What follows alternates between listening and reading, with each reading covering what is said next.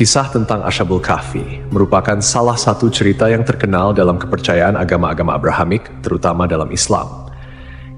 Kisah ini menceritakan sekelompok pemuda beriman yang melarikan diri dari penganiayaan seorang raja yang zalim dan berlindung di dalam sebuah gua. Gua tersebut kemudian menjadi tempat mereka tertidur selama 309 tahun, seperti yang diisyaratkan dalam Al-Quran, tepatnya dalam surat Al-Kahfi ayat 9 sampai 26. Setelah ribuan tahun, lokasi gua ini sempat hilang dan tidak ditemukan oleh siapapun, yang menyebabkan kisah ini dianggap oleh beberapa orang sebagai mitos karena kurangnya bukti arkeologi. Namun pada tahun 1963, seorang arkeolog dari Yordania berhasil menemukan sebuah gua di daerah Ar-Rajib, Yordania, yang diyakini sebagai gua tempat bersembunyinya Ashabul Kahfi. Penemuan ini mengungkap banyak bukti yang cocok dengan deskripsi dalam Al-Quran.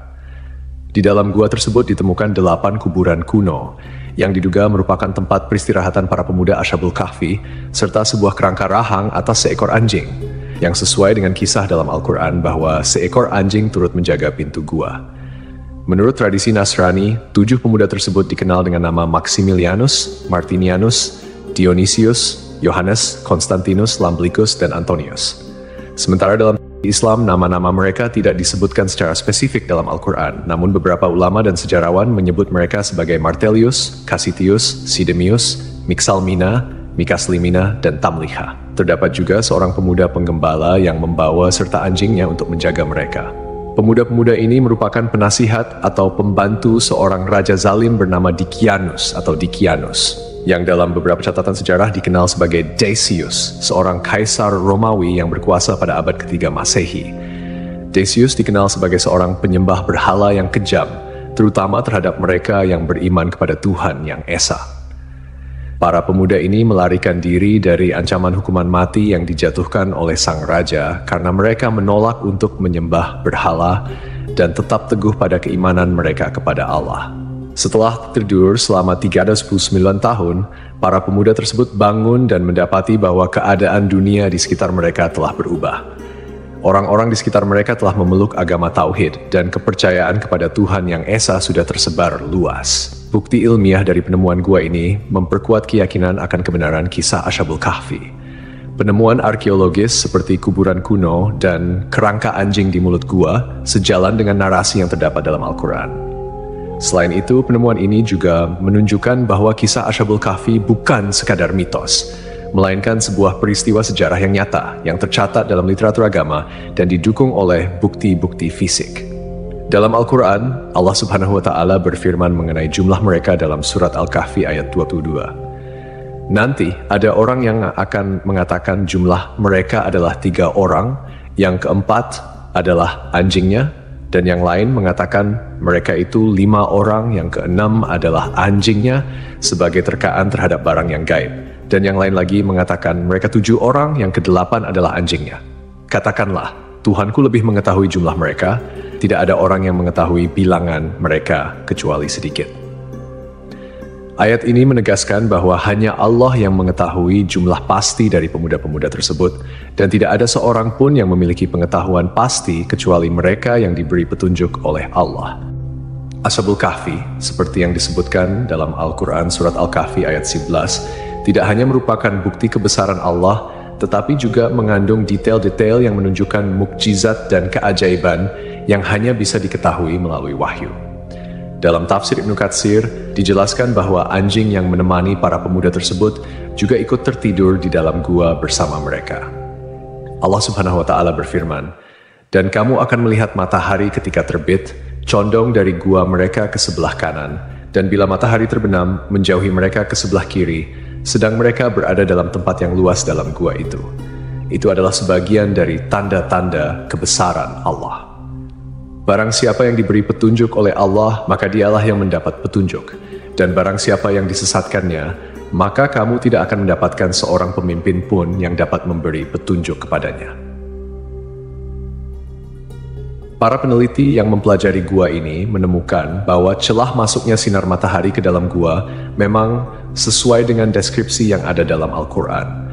Celah gua di sebelah selatan mengarah ke barat daya. sehingga ketika seseorang berdiri di dalam gua pada waktu sore, sinar matahari akan bergerak ke arah kanan dan memberikan ruang untuk melihat pemandangan luar gua. Pada waktu siang hari, sinar matahari tidak masuk ke dalam gua, sedangkan saat matahari terbenam, sinar tersebut hanya sedikit dan sesaat memasuki gua.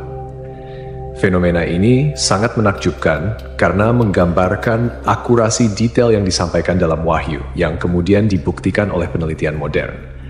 Selain itu, ditemukan pula tulisan dalam berbagai bahasa kuno di dinding gua yang mengisyaratkan tentang keesaan Tuhan.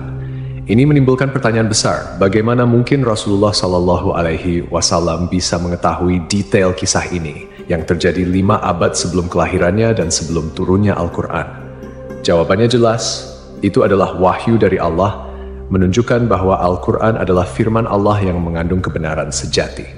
Meskipun ada perdebatan tentang lokasi pasti Gua Ashabul Kahfi, bukti historis, arkeologis, dan astronomis menunjukkan bahwa gua tersebut terletak di daerah Ar-Rajib, sekitar 13 km sebelah selatan kota Amman, Yordania.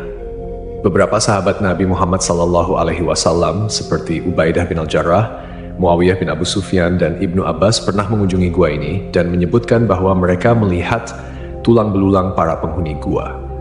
Bangunan di atas gua tersebut pada awalnya adalah sebuah gereja yang kemudian beralih fungsi menjadi masjid pada masa kekuasaan Islam.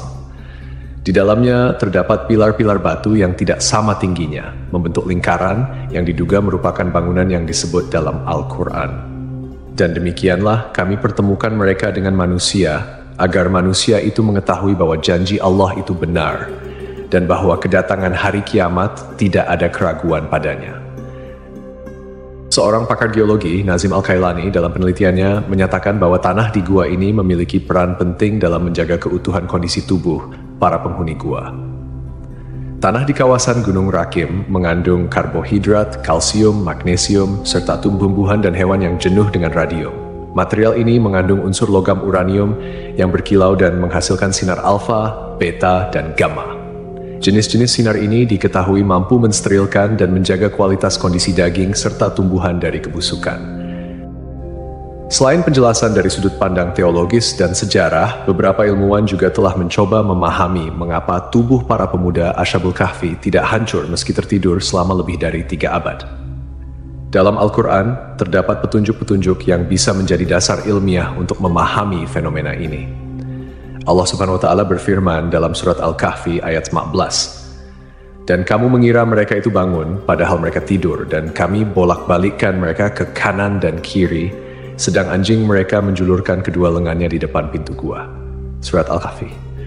Dari ayat ini terdapat beberapa pelajaran yang bisa kita ambil, terutama terkait dengan bagaimana Allah menjaga tubuh para pemuda Ashabul Kahfi selama mereka tertidur. Salah satu cara yang dilakukan Allah adalah dengan membolak-balikan tubuh mereka, sehingga menghindari terjadinya ulcus decubitus atau pressure ulcer, yaitu luka yang disebabkan oleh tekanan berkelanjutan pada satu bagian tubuh. Jika seseorang berbaring dalam satu posisi dalam waktu yang sangat lama, aliran darah ke bagian tersebut bisa terhambat, yang akhirnya menyebabkan kerusakan jaringan karena kekurangan oksigen dan nutrisi. Dengan memutar posisi mereka secara berkala, Allah menjaga integritas tubuh mereka. Ibnu Katsir, seorang mufasir terkenal, juga menjelaskan dalam tafsirnya mengenai surat Al-Kahfi ayat 19 bahwa Allah dengan hikmahnya menjaga para pemuda ini dari sinar matahari yang berlebihan. Sinar matahari pagi yang lembut memberikan kehangatan dan sinar yang cukup untuk menjaga kondisi tubuh mereka tanpa menyebabkan kerusakan kulit akibat paparan sinar matahari yang terlalu lama. Ini sesuai dengan pengetahuan medis modern, First, yang menyatakan bahwa paparan sinar ultraviolet dari matahari dalam jumlah yang cukup penting untuk sintesis vitamin D dalam tubuh.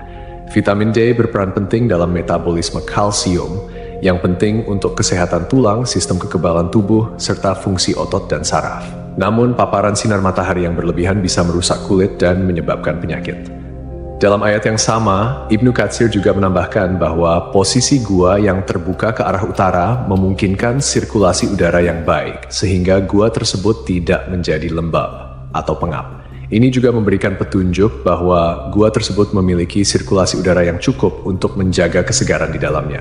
sehingga para pemuda itu tetap dalam kondisi yang baik meskipun tertidur dalam waktu yang sangat lama. Kemudian, dari sudut pandang ilmiah, penelitian lebih lanjut menunjukkan bahwa radiasi dan unsur-unsur mineral yang terdapat di tanah dan dinding gua dapat berperan dalam menjaga kondisi tubuh para pemuda. Seperti yang dijelaskan oleh Nazim Al-Kailani, unsur logam uranium yang ada di gua tersebut memancarkan radiasi yang dapat membantu mensterilkan tubuh dan mencegah pembusukan. Ini adalah bukti lain dari kekuasaan Allah yang mengatur segala sesuatu dengan sangat sempurna.